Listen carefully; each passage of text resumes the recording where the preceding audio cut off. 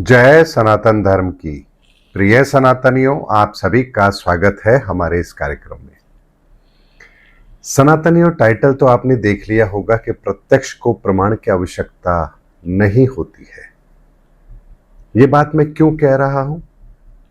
ये बात मैं इसलिए कह रहा हूं क्योंकि 2018 से लगातार आपको कहता आ रहा हूं कि 2027 तक शनि पूरी दुनिया को बदल कर रख देंगे। उस समय हो सकता है कि आपको लगता हो कि ऐसा कैसे होगा। केवल 8-9 साल का यह समय और पूरी दुनिया में बदलाव, आपको लगता होगा ये तो असंभव है। 2026 के लिए का ये साल परिणामों के लिए जाना जाएगा। आपको लगता है कैसे होगा? तो आज कुछ प्रत्यक्ष प्रमाण आपके सामने रखता हूं। आकलन कर लीजिए कि आज के 2 साल पहले हम जहां थे वहां से आज हम कहां तक पहुंच चुके हैं। धर्मस्थल की बात कर लीजिए।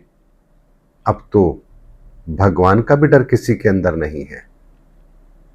अयोध्या में चंदा चोरी हुआ, अभी वो मामला शांत भी नहीं हुआ कि बद्रीनाथ के अंदर चंदा चोरी का एक नया केस सामने आया है। यानी वहां पर भी बद्रीनाथ मंदिर के अध्यक्ष के निजी सचिव पर चंदा चोरी का आरोप है। सरकार के द्वारा एक्शन भी लिया गया है। अभी तो न जाने हमें कहां कहां क्या क्या देखना बाकी है। खाली मंदिर की बात नहीं है, चर्च के अंदर यौन शोषण, ननों का गर्भवती होना, ये घटनाएं भी हमारे सामने है। मस्जिद के अंदर हथियारों का होना और पत्थरों का पाया जाना, क्या ये शांति का पाठ है? ये सारी वो चीजें बता रहा हूं जो ऑलरेडी हो चुकी हैं, लेकिन अब बहुतायत में होने लगी है। मंदिर में चंदा चोरी, चर्च में अनैतिक कार्य, मस्जिद में पत्थरों का और हथियारों का बरामद होना,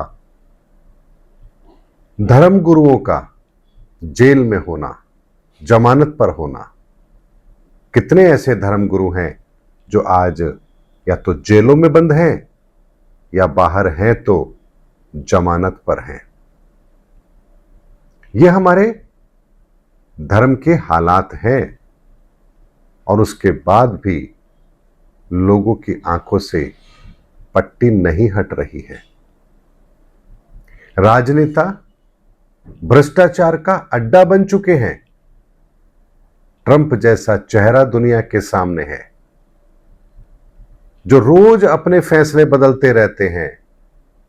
कल क्या करेंगे ये तो अब उनको भी नहीं पता, तो दुनिया कैसे अंदाजा लगाएगी?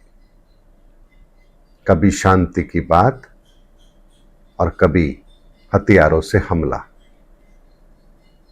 किसी कॉमेडियन पात्र से भी बड़ा अगर कोई अवार्ड हो तो वो उन्हें दिया जा सकता है। ये राजनेताओं के हालात हैं। जिन राजनेताओं की जुबान पर जनता भरोसा करती है, जिनके वचनों पर भरोसा करती है और उन्हें 5 साल या 4 साल के लिए चुनकर भेजती है, अगर वो ही अपनी बातों से मुकरने लगे, उनके कृत्य ऐसे हों जो पूरे संसार को खतरे में डाल रहे हों, तो उन लोगों के लिए आप क्या कहेंगे? ये चेहरा भी हम देख रहे हैं। हॉस्पिटल के अंदर अंगों की तस्करी कोई नई बात नहीं है, हो रहा है। उसके अलावा युवाओं में बढ़ते नशे की आदतें, सोशल मीडिया का एडिक्शन और अपने निजी जीवन को सोशल मीडिया पर सार्वजनिक करना, अपने वैवाहिक जीवन का उनका गिरता हुआ स्तर, परिस्थितियों को न संभालने के कारण से आत्महत्या के बढ़ते ग्राफ को यदि आप देखेंगे तो आपको पता लगेगा कि हमारा युवा कितना गर्त में जा चुका है। शिक्षा का व्यवसायीकरण, आज शिक्षा व्यापार का एक बहुत बड़ा केंद्र है, क्योंकि हर मां बाप अपने बच्चे को एक अच्छा भविष्य देना चाहते हैं। उनके अपने सपने हैं और मां बाप के सपनों को जगाना और उनसे पैसा कमाना, ये शिक्षा जगत के लोग बेहतर तरीके से जानते हैं। जो धर्म स्थल आस्था के केंद्र थे, वो अब व्यापारिक दृष्टिकोण से पर्यटक केंद्र बन चुके हैं। जो शिक्षा केंद्र बच्चों को संस्कार देने के केंद्र माने जाते थे, यानी ज्ञानार्थ प्रवेश, सेवार्थ प्रस्थान, या आप स्कूलों के बाहर लिखा हुआ देखते हैं, खास तौर पे सरकारी स्कूलों के बाहर तो देखते ही हैं, वो शिक्षा के केंद्र आज केवल और केवल फैक्ट्रियों के लिए, मल्टीनेशनल कंपनियों के लिए, पूंजीपतियों के लिए एक एम्प्लॉय तैयार करने से ज्यादा कुछ भी नहीं है। राजनीति अपनी जेब भरने से ज्यादा कुछ भी नहीं है, और धर्मगुरु, धर्म के प्रचारक, ये केवल और केवल अपने अनुयायी बढ़ाने में लगे हैं। अगर हमारे पीछे फौज होगी तो सरकारें झुकेंगी, सरकारें झुकेंगी तो हमारा रुतबा बढ़ेगा, हमारा रुतबा बढ़ेगा, हमारे अनुयायी बढ़ेंगे, हमारे अनुयायी बढ़ेंगे, हम एक बड़े धर्मगुरु के रूप में प्रतिष्ठित होंगे, घरों में हमारी तस्वीर लगेगी और हम भगवान बन जाएंगे। तो आप मुझे बताइए, एक ही समय पर इतने सारे जो रूप आप समाज के अंदर देख रहे हैं, क्या ये पहले आपको बहुतायत में देखने को मिलते थे? आज से केवल 50 साल पहले क्या आपने ये रूप स्वरूप समाज का देखा था? जब सन 2000 के अंदर ही इंटरनेट आया है, 1995 के बाद तो हमने कंप्यूटर को देखना समझना शुरू किया है। फोन हमारे जीवन में अभी कुछ समय पहले शामिल हुए हैं। तो आप बताइए, केवल इतने से समय के अंदर अगर इतने बड़े परिवर्तन को आप देख रहे हैं, तो इसके पीछे के प्रमाण को तो देखिए जो प्रत्यक्ष तौर पर हमारे सामने है। शनि 2.5 साल में अपना राशि परिवर्तन करते हैं और 12 राशियों के अंदर उनका एक टेन्योर जो पूरा होता है, उसमें लगभग 28 वर्ष का समय होता है। 28 वर्ष में वो दोबारा से उसी राशि में प्रवेश करते हैं और पूरा साइकिल लगभग 30 वर्षों में पूरा होता है। आज हम 2026 में खड़े हैं। 30 वर्ष पहले की अगर बात करेंगे तो 1996 का दौर याद कर लीजिए। लैंडलाइन होती थी, आप फोन करते थे, सालों के इंतजार के बाद आपको फोन मिलता था, लैंडलाइन मिलती थी। इंटरनेट तो था ही नहीं, सोशल मीडिया की तो आपने कल्पना भी नहीं की होगी। यानी 1996 के बाद शनि जब अपनी राशि में थे तो हमें एक क्रांतिकारी सोच दी, हमारी व्यवस्थाओं में बहुत बड़ा परिवर्तन करवाया। और जब 30 साल के बाद वो दोबारा से अपनी ही राशि में प्रवेश करते हैं सन 2017 के अंदर, तब वो अपने इस पूरे टेन्योर को देखते हैं कि आखिर हमने इन सुविधाओं का कितना उपयोग या कितना दुरुपयोग किया। हम जिस जगह खड़े हैं, यहां हम खुद नहीं पहुंचे हैं, हमें पहुंचाया गया है, क्योंकि प्रकृति के इस परिवर्तन के कार्य को सैकड़ों वर्ष पूर्व ही ग्रंथों के माध्यम से परिभाषित कर दिया गया था कि आने वाले समय के अंदर कौन सा परिवर्तन इस धरती पर अनिवार्य है।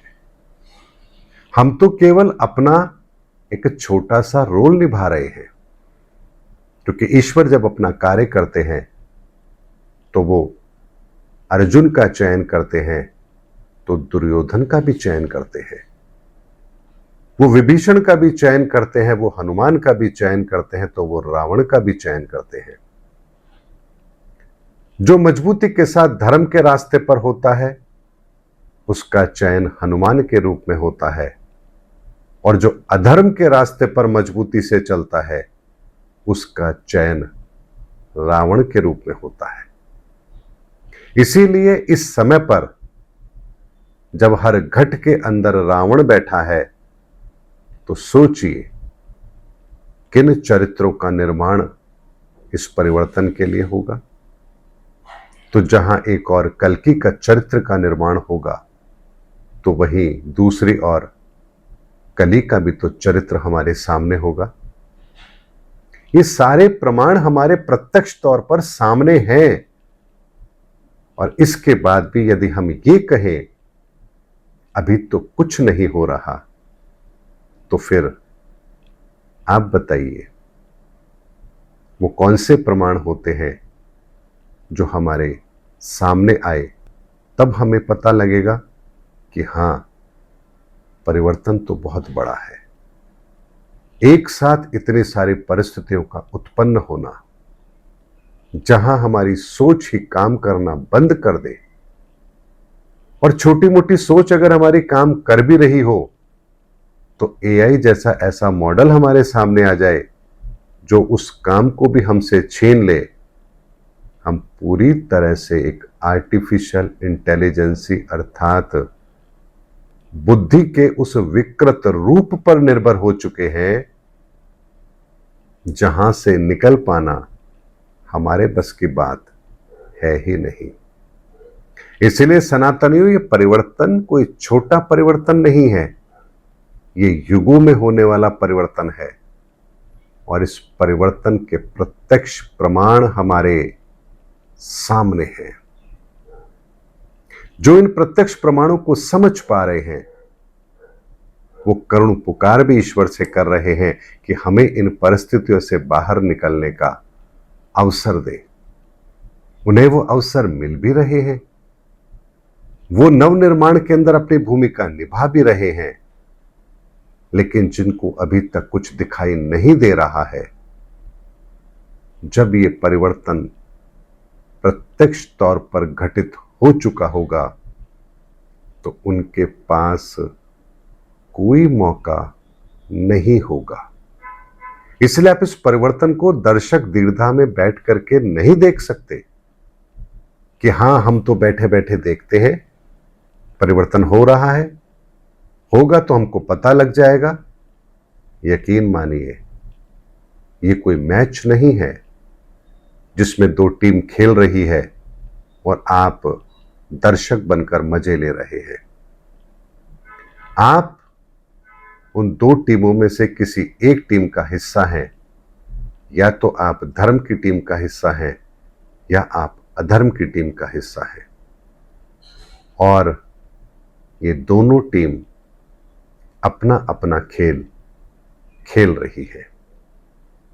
लेकिन यदि आपको लगता है कि आप कुछ नहीं कर रहे हैं, आप इस टीम में शामिल नहीं हैं, तो ये आपकी मूर्खता है, क्योंकि आप कुछ नहीं करके भी किसी न किसी टीम का चयन तो कर चुके हैं। इसीलिए आपको इस्तेमाल तो किया जाएगा, लेकिन जिस वक्त आपको इस्तेमाल किया जाएगा इस धर्म के कार्य में, धर्म के पक्ष में या अधर्म के पक्ष में, उस समय आपके पास कोई विकल्प नहीं होगा, और उस समय आप उन परिणामों को भुगतने के लिए बाध्य होंगे। और तब आप ये शिकायत नहीं कर सकते कि हे ईश्वर आपने मेरे साथ ऐसा क्यों किया। उम्मीद करता हूं सनातनियों, प्रत्यक्ष को प्रमाण की आवश्यकता नहीं होती। जो बात मैंने आपके सामने रखी है कि आपको भली भांति समझ में आ गई होगी, और अभी भी अगर आपके समझ में कोई बात ना आए तो फिर इसमें कसूर मेरा हो ही नहीं सकता। उम्मीद करता हूं सनातनियों मेरा वीडियो आपको जरूर अच्छा लगा होगा। अगले वीडियो में आपसे फिर भेंट होगी, तब तक हमारे चैनल पर बने रहिए। जय सनातन धर्म की, जय धर्मयुग की, जय सनातन विश्व।